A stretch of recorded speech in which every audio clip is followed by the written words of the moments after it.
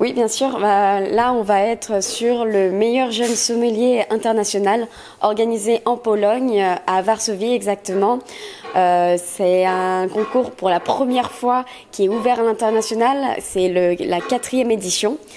Première année où il y aura 6 candidats de nations différentes et j'ai le plaisir de représenter la France pour cette occasion. Beaucoup d'entraînement en anglais notamment, avec également beaucoup d'entraînement sur les vignobles étrangers, sur les différents pays viticoles du monde, donc du Nouveau Monde et de l'Ancien.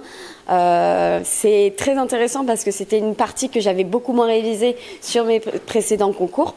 Et là, ça me donne l'occasion de vraiment progresser de ce côté-là. C'est difficile parce qu'on a été mis au courant de ce concours très tardivement. On a fait les sélections le 31 août pour un concours qui se déroulera le 11 octobre. Et donc qu'un mois et demi de préparation, mais c'est ça aussi le positif et le challenge de ce programme international.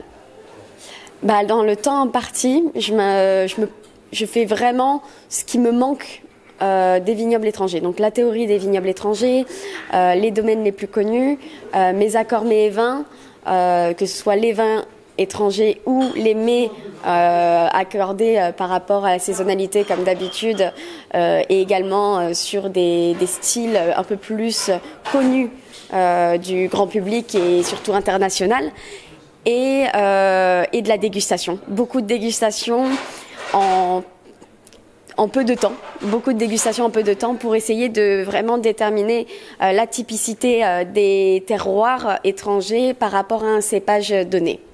Tout à fait. Alors c'est pas l'Asie qui organise ce concours, mais c'est l'Union de la sommellerie française qui a sélectionné le candidat pour représenter la France lors de ce concours-là. Voilà, c'est vraiment une première pour nous tous, donc même moi je ne sais pas quel type d'épreuve il y aura, mais on s'en doute que ce sera des épreuves de type meilleur sommelier du monde, avec un peu plus d'accessibilité au niveau bien sûr de la théorie. Alors pour moi, il y a eu beaucoup de rebondissements. Je voulais ouvrir un bar cave à vin à Annecy.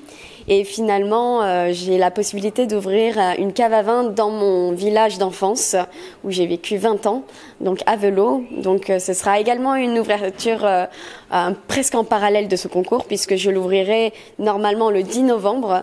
Et donc c'est la vie d'un entrepreneur, c'est-à-dire qu'on fait toutes les démarches auprès des banques, experts comptables, avocats. Donc c'est une toute autre dimension du métier de sommelier, plus caviste, que j'emprunte pour bien sûr, j'espère revenir en restauration un peu plus tard et notamment à l'étranger.